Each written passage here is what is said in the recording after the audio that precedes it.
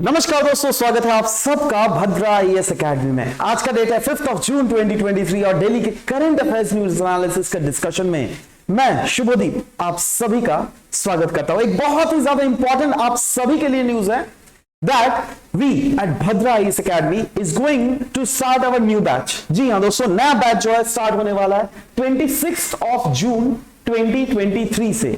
सो अगर आप एडमिशन लेना चाहते हो तो मैं आपके लिए एक स्पेशल ऑफर आप जो भी बोली ले आया हूं, जहां पर आपको डायरेक्ट फ्लैट 10% का डिस्काउंट मिलेगा। Just the thing is that you need to use this code SV01 whenever you are taking admission directly, right?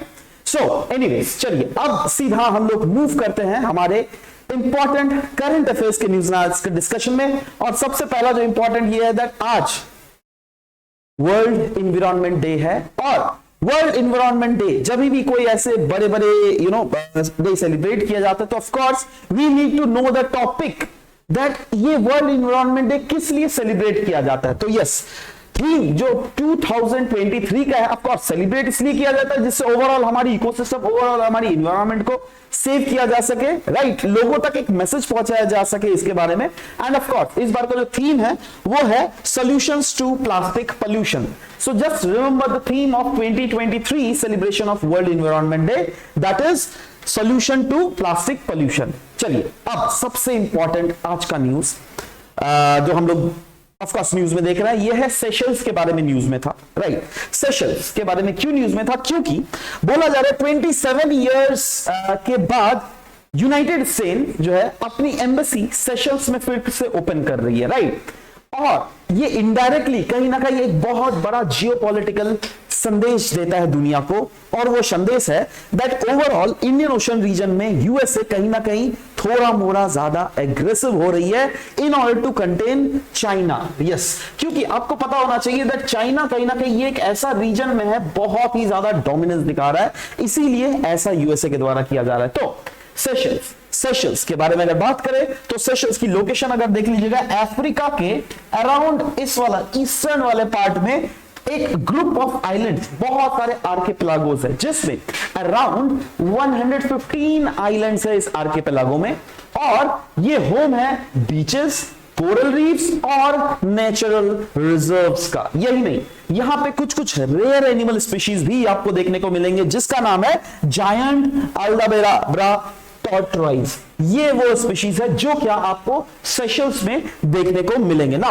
जब सेशल्स की बात हम कर ही रहे हैं आपके साथ, तो चलिए इसके बारे में थोड़ा अच्छे से लोकेशन और मैप पॉइंट को थोड़ा अच्छे से एनालाइज करते हैं। जैसे यहां पे देख रहे हो, ये वाला जो मैप है ये है अफ्रीका का मैप, राइट? अफ्रीका का इक्वेटर कहां से पास होता है? ये वाला, this is the line through which equator pass. In fact equator pass through lake Victoria. Clear है?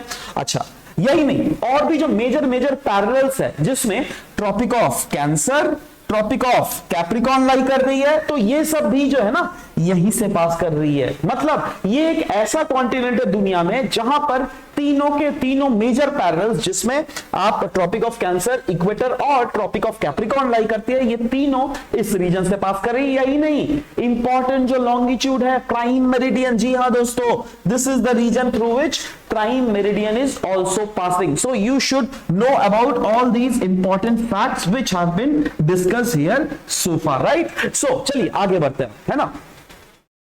हम लोग बात करेंगे इंटरनेशनल क्रिमिनल कोर्ट के बारे में। न्यूज में था, क्यों न्यूज में था? क्योंकि इंटरनेशनल क्रिमिनल कोर्ट ने बोला है दैट पुतिन जो है ना एक इंडिविजुअल क्रिमिनल रिस्पॉन्सिबिलिटी है पे। एंड क्यों? क्योंकि इन्होंने अबडक्ट और डिपोर्ट किया है यूक्रेनियन चिल्ड्रन को जब से रशिया ने फुल स्केल इन्वेजन किया है यूक्रेन का, तब से। तो ये एक बहुत बड़ा क्रिमिनल चार्जेस है जो क्या ऑफ कोर्स पुतिन के ऊपर है, इसीलिए this was very much in news. अच्छा चलो, ये तो शायद एक जियोपॉलिटिकल जुमला है, मान के चल रहा है, राइट?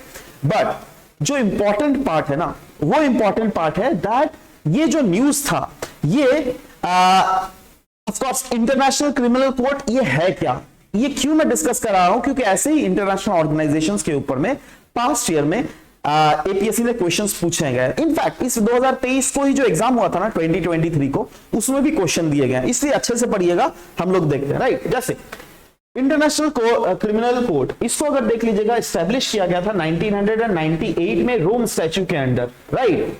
और ये परमानेंट इंटरनेशनल क्रिमिनल कोर्ट है जिसका हेडक्वार्टर कहां है, हेग, नीदरलैंड में। और इसका मेन पर्पस पता है क्या है? मेन पर्पस यही है दैट इन्वेस्टिगेट और ट्राई किया जा सके इंडिविजुअल्स को, वैसे individuals which are charge with या तो वॉर क्राइम्स, या तो जेनोसाइड्स, या तो क्राइम ऑफ एग्रेशन, या फिर क्राइम अगेंस्ट ह्यूमैनिटी। और कहीं ना कहीं पुतिन को भी ऐसा वर्ल्ड मीडिया पोर्ट्रे कर रही है, राइट। नेक्स्ट, अच्छा, इसका अगर जुरिडिक्शन देख लीजिएगा तो ये कवर करता है क्राइम कमिटी ऑन और आफ्टर जुलाई 2002 के बाद ही जो इस टाइप के क्रिमिनल एक्टिविटीज है उस पर ही इनका जुरिडिक्शन होगा। ऑफिशियल लैंग्वेजेस में क्या है? English, French, Arabic, Chinese, Russian और स्पेनिश। अच्छा, ध्यान से देख लीजिएगा, ये जो ऑर्गेनाइजेशन है ना इंटरनेशनल क्रिमिनल कोर्ट, ये it is not a part of United Nation का सिस्टम। It is not a part of United Nations का सिस्टम। मैं ये सब क्यों आपको हाईलाइट करके बता रहा हूं, थोड़ी देर में बताता हूं। It is separate from international court of justice. जी हां, international court of justice all together different body है, international criminal court all together different body है, कंफ्यूज मत कर जाना।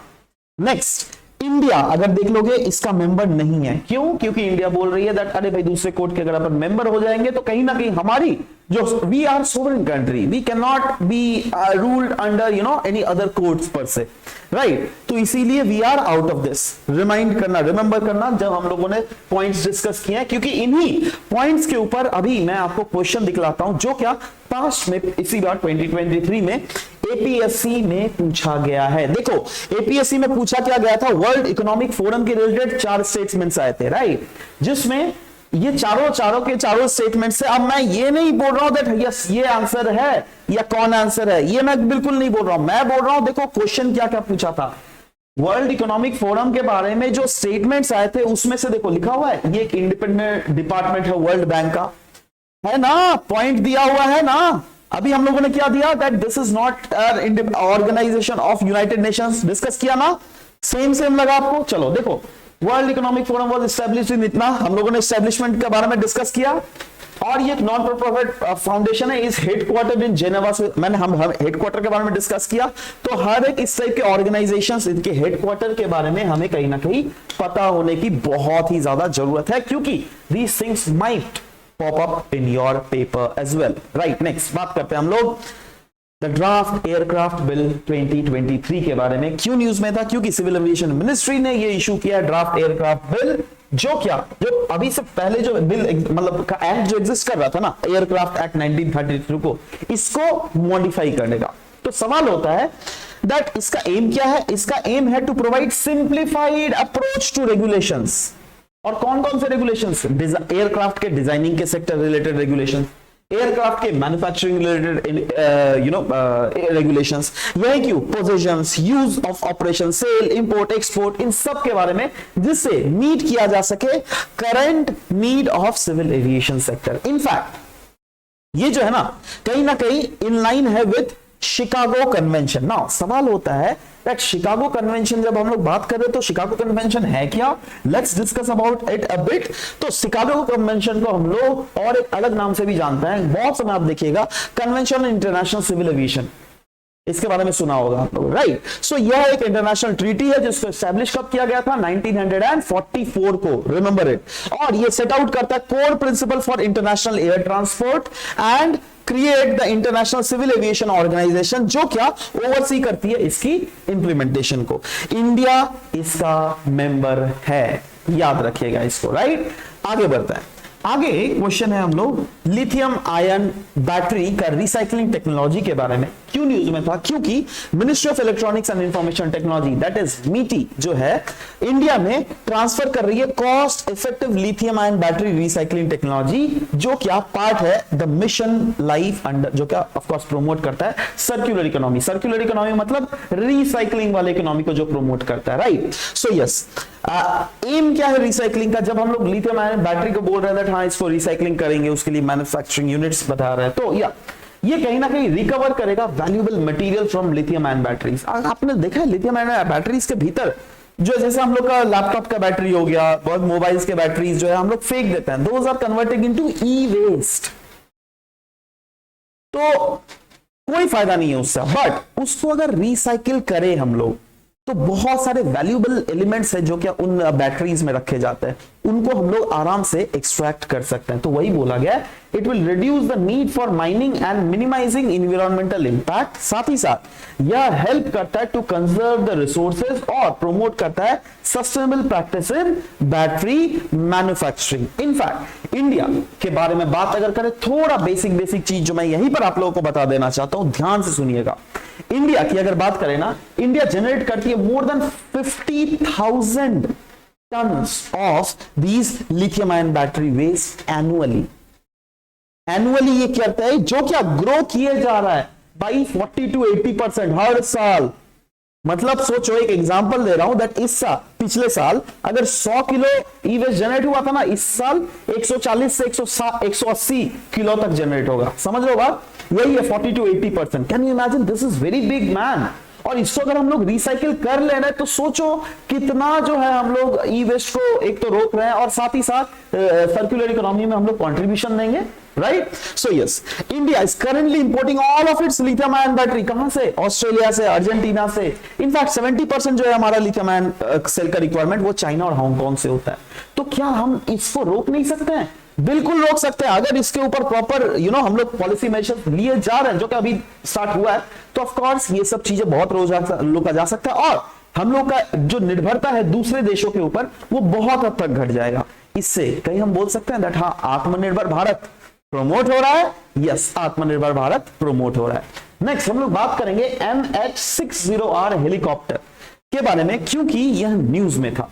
न्यूज में क्यों था? क्योंकि इंडियन नेवी ने अचीव किया है एक बहुत इंपॉर्टेंट फीट, जब से इस जो MH60 Romeo multi mission helicopter को लैंड करवाया गया है इन इंडिजिनसली बिल्ड हमारा एयरक्राफ्ट कैरियर INS विक्रांत में है, तभी से ये बहुत ज्यादा न्यूज में है।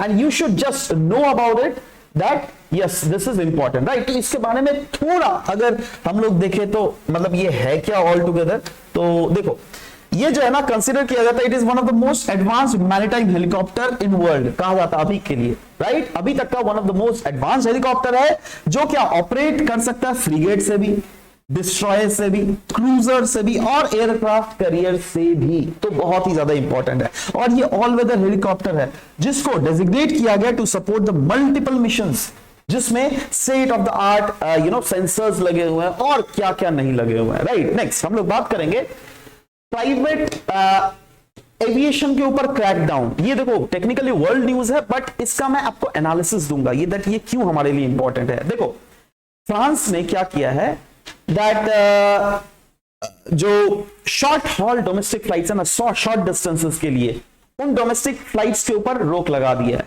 राइट। क्यों लगाया है उन डोमेस्टिक फ्लाइट्स के ऊपर रोक? क्योंकि फ्लाइट्स के कारण भी ग्रीन हाउस गैस बहुत ज्यादा एमिट हो रही है, इसीलिए इनडायरेक्टली इन्होंने रोक लगाया। बट हम लोग जो है आज के सेशन में एनालाइज करेंगे दैट क्या ये रोक सही है।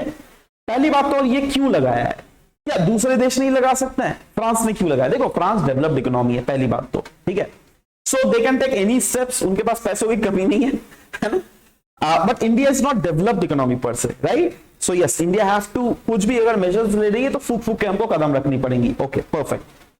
अब क्वेश्चन है दैट ये जो क्रैकडाउन हो रहा है राइट, क्या ये सही है? देखो क्या है ना, पहली बात तो फ्रांस ने ये स्टेप लिया है तो ये क्या दुनिया को कुछ इंडिकेशन दे रही है? यस, दुनिया को इंडिकेशन दे रही है।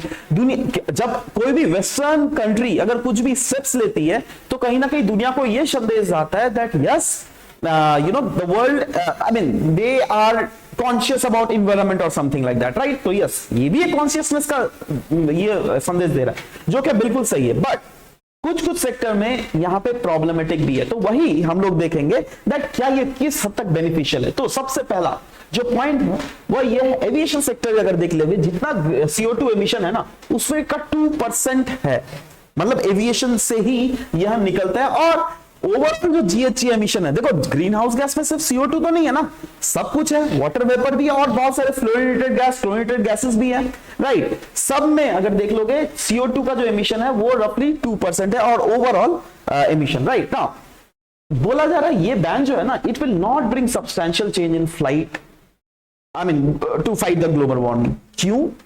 क्योंकि अगर आप फ्लाइट को बंद कर रहे हो तो people will transition to personal vehicles. आप खुद सोचो ना, एक फ्लाइट में अब मैं मान के चल रहा हूं 100 सीट्स हैं, ठीक है, 100 सीट्स के लोग अगर सोचो यहां से फॉर एग्जांपल जोरहाट या फिर ये तो बहुत डिस्टेंस हो गया, मैं बोल रहा हूं यहां से नौगांव, राइट, 2 घंटे का रास्ता है, राइट। अब फ्लाइट अगर बंद कर दिया हमने तो गुवाहाटी से नौगांव सब तो अमीर है जो फ्लाइट्स में से आ रहे हैं, और वहां के लोग तो अमीर है ही, है ना।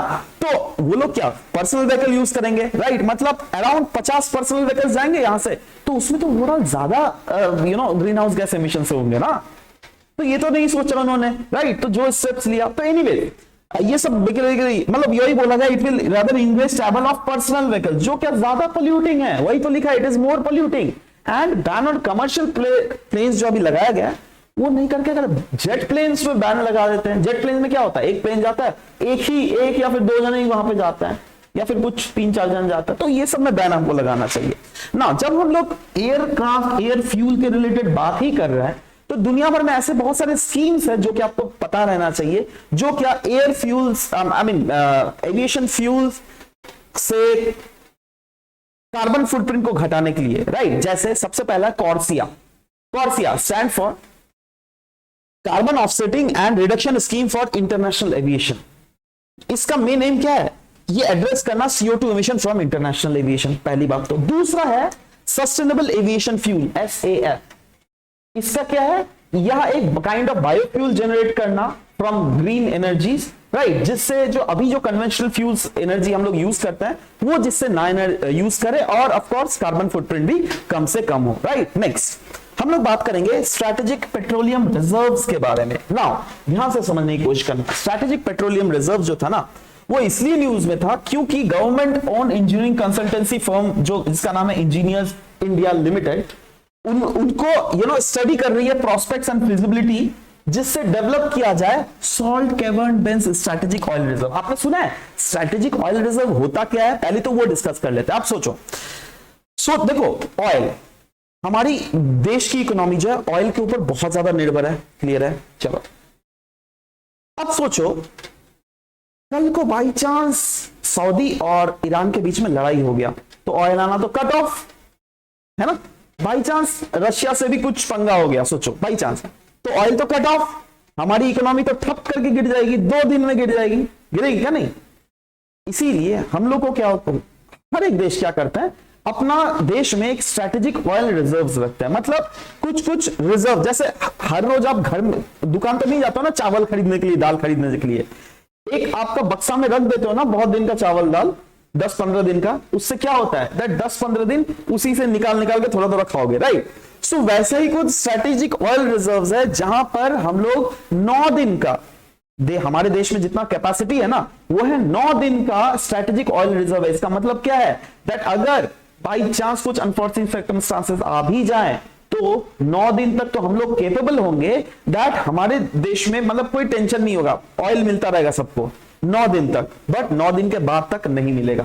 तो वो जो कॉन्सेप्ट है ना, वही है स्ट्रेटेजिक ऑयल रिजर्व। और उसके बारे में लिखा भी हुआ है दैट ये स्टॉक पाइल्स है क्रूड ऑयल का, जिसको मेंटेन किया जाता है बाय कंट्रीज, जिसको फर्दर रिलीज किया जाता है in the event of supply disruption. In fact अगर इंडिया की बात करें, यस, इंडिया के पास अराउंड 9 डे का डिमांड है, और ये जो है आती है किसके, मतलब ये सब रेगुलेट कौन करता है, वो करता है पेट्रोलियम मिनिस्ट्रीज का स्पेशल पर्पस व्हीकल, जिसका नाम है Indian strategic petroleum reserve, ISPRL, ठीक है, ये करती है, याद रहेगा आपको। चलो अब इंडिया में अगर बात करें स्ट्रेटेजिक ऑयल रिजर्व्स का लोकेशन कहां है, ये देखो अभी जो है ना, ये देखो कुछ आपको येलो डॉट दिख रही है, 1 2 3 है ना। ये येलो डॉट पता है कौन है, एक है मैंगलोर, एक है पदूर कर्नाटक में, देखो ये है मैंगलोर, ये है पदूर, और ये वाला जो है विशाखापट्टनम आंध्र प्रदेश में। These 3 are strategic oil reserve that we have in India so far।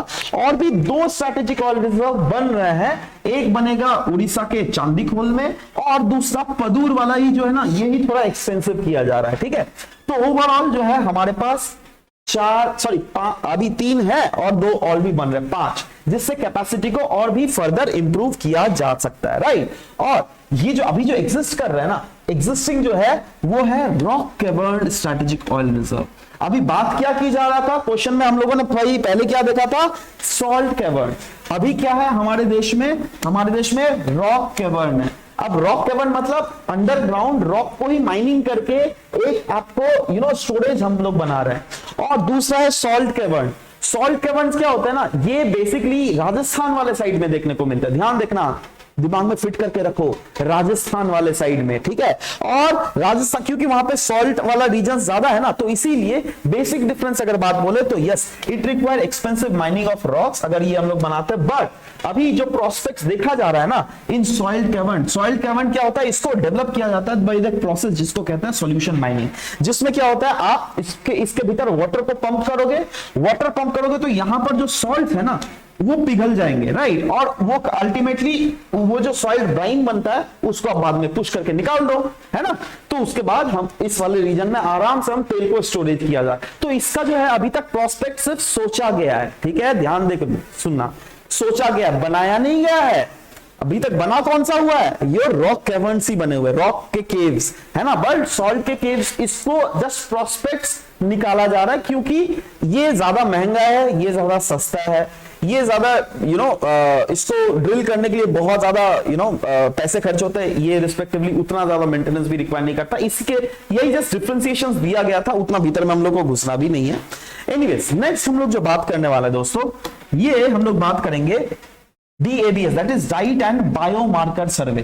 Diet and biomarker survey, DABS क्यों न्यूज में था, क्योंकि हेल्थ मिनिस्ट्री के द्वारा असेसमेंट किया जाएगा एनीमिया का, किस सर्वे के थ्रू, डाइट एंड बायोमार्कर सर्वे। अभी तक एनीमिया का असेसमेंट हमारे देश में किस सर्वे के थ्रू होता था पता है, नेशनल फैमिली हेल्थ सर्वे के थ्रू। बट अभी उसको ट्रांजिशन किस में किया जा रहा है, डाइट एंड बायोमार्कर सर्वे। तो सवाल होता है डाइट एंड बायोमार्कर सर्वे है तो है क्या, इसको कब लॉन्च किया गया था, 2022 के दिसंबर को इसको लॉन्च किया गया था। और इसके तहत देखो नाम से ही पता चला डाइट एंड बायोमार्कर सर्वे, मतलब इसमें जो सर्वे लिया जाएगा ना उससे फाइंड आउट क्या किया जाएगा, दैट आपका क्या डाइट है, आपका क्या न्यूट्रिशन है, आपका क्या हेल्थ स्टेटस है, और फाइनली करेक्ट एस्टिमेट प्रोवाइड किए जाएंगे of anaemia among the rural and urban population. In fact ये सर्वे जो है वो डिफाइन करेगी food and nutrient adequacy bye collecting individual का डाइटरी इंटेक डेटा, मतलब हर कुछ सैंपल लोगों को पूछा जाएगा दैट आप क्या क्या इंटेक डाइटरी हैबिट्स में करते हो, राइट। तो उसके सारे whether cooked food uncooked food के रिलेटेड कुछ न्यूट्रिएंट कंपोजिशन डेटा भी प्रोवाइड किया जाएगा। और कहीं ना कहीं बताया जा रहा है दैट ये एक बहुत ही क्लियर पिक्चर प्रोवाइड करेगा, राइट। क्योंकि देखो क्या होता है ना, जब WHO का जो क्राइटेरिया अगर देखोगे वर्ल्ड, ये मैं जस्ट स्टोरी को अच्छे से समझने की कोशिश करना, वर्ल्ड हेल्थ ऑर्गेनाइजेशन का जो क्राइटेरिया है ना to find out the prospects of anaemia, वो कुछ टफ है। That is mainly made by the perspective of western countries. Western countries जो रिच कंट्रीज है मैक्सिमम टेम्परेट जोन में रहती है, बट हमारा देश तो टेम्परेट जोन का नहीं है ना, हमारे देश का जो ऑल्टीट्यूडनल बेस है वो थोड़ा नीचे है, थोड़ा ट्रॉपिकल जोन है, राइट। तो उसको देखते हुए कहीं ना कहीं WHO का जो क्राइटेरिया और हमारा क्राइटेरिया थोड़ा फिट नहीं हो रहा है, इसलिए एक्सपर्ट्स बोल रहे हैं दैट भैया नेशनल फैमिली हेल्थ सर्वे का जो डेटा से हम लोग नहीं कंसीडर करेंगे, रादर हम लोग डाइट एंड बायोमार्कर सर्वे के डेटा के थ्रू ही ये कंसीडर करना चाहते हैं, क्योंकि ये क्लियर पिक्चर दिखाता है और आपके शरीर में कितना ज्यादा हेमोग्लोबिन लेवल है, आपके शरीर में कितना ज्यादा ऑक्सीजन जा रहा है। क्योंकि देखो अगर ऑक्सीजन ही कम है ना आपके शरीर में तो क्या होगा दैट अगर सारे चारों बॉडी की तरफ ऑक्सीजन जाएगा नहीं तो आपका बॉडी काम कैसे प्रॉपर्ली करेगा, मतलब अगर काम नहीं करेगा तो आपके बॉडी में फटीग होगा, अगर फटीग होगा तो आप आप अस्वस्थ हो जाओगे, आप मोर्टेलिटी भी हो सकता है। तो ये सब देखते हुए एनीमिया एक बहुत ही इंपॉर्टेंट सेक्टर है जहां पर सरकारें फोकस दे रही है, right. So just remember this. And जब हम इतना बात कर ही रहे तो नेशनल फैमिली हेल्थ सर्वे के बारे में भी बात कर लेते हैं, क्योंकि नेशनल फैमिली हेल्थ सर्वे भी तो हमको पढ़ना है ना। तो यस, ये नेशनल फैमिली हेल्थ सर्वे जहां की बात करें तो उसका मेन ऑब्जेक्टिव है रिलायबल और कंपैरेबल डेटा को फाइंड आउट करना on health and family welfare, right. और ये इनफैक्ट मिनिस्ट्री भी है, ministry of health and family welfare इसकी नोडल मिनिस्ट्री है। नाउ बात करें ना, अभी ये क्या है, ये एक लार्ज स्केल मल्टी राउंड सर्वे है जो कि कंडक्ट किया जाता है रिप्रेजेंटेटिव सर्वे ऑफ हाउसहोल्ड्स को, हाउसहोल्ड्स के सर्वेस को अटेंड किया जाता है समय के साथ साथ, राइट। इनफैक्ट हमारे देश में 5 सर्वे हो चुके हैं, जिसमें सबसे पहला सर्वे जो है 22-23 में हुआ था, है ना। दूसरा सर्वे जो है 1998-99 में हुआ है। तीसरा सर्वे की बात करें तो 2005-2006 में, चौथा सर्वे 15-16 और पांचवा सर्वे 2019 से 2021 के बीच में ये कंडक्ट किया गया है, right. So yeah this was all about the discussion for today's class guys. मिलते हैं हम लोग नेक्स्ट सेशन में। Till then bye bye, take care and thank you for listening to the whole video. Thank you very much.